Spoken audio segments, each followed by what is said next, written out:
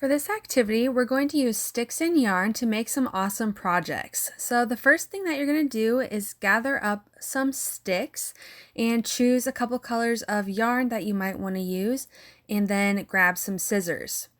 So for the first one, we're going to make the letters of our name. So all you're going to do is arrange some sticks to make a letter that you want. So I started out making an E. And so you're just going to arrange it how you'd like, and then you're going to take the string and cut a piece long enough to work with so that you can wrap all of the sticks, the whole letter, with this yarn. So the first thing you're going to do is you're going to tie all the corners together.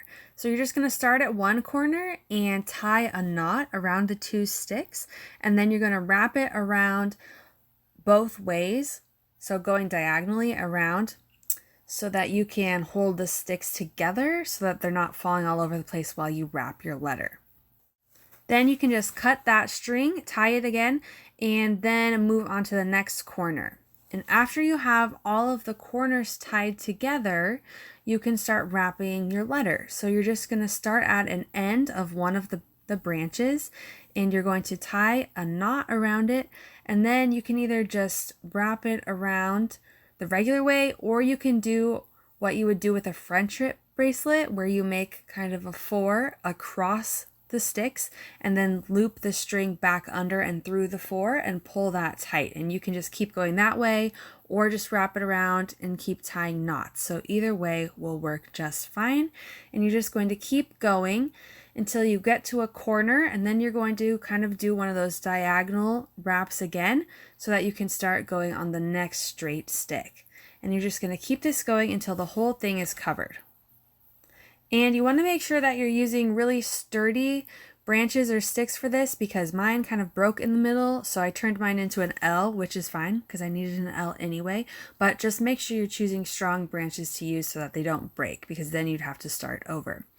And so once you get to the end of your letter, you're just going to tie another knot at the end so that the string doesn't unravel, and then you have a letter you can hang up on your wall and use as a decoration.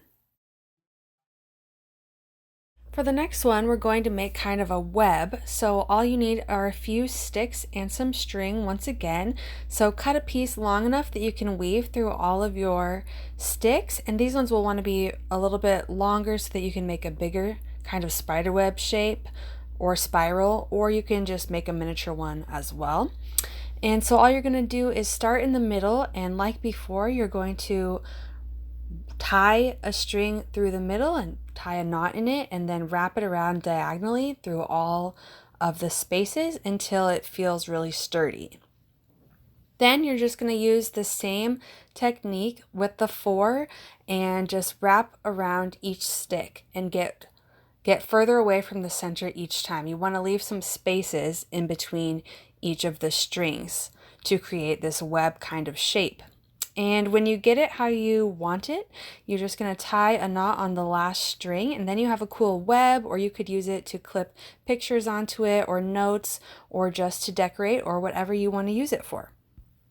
For the last one, we're going to make a frame. So for this one, you can choose at least 4 sticks of any size that you want and arrange them in a square or rectangle like a picture frame. So all you're going to do is wrap the corners. So go diagonally around until you have a really sturdy frame or a really sturdy corner, and do that on all 4 sides, and make sure you tie the strings tight so that the sticks don't slide out.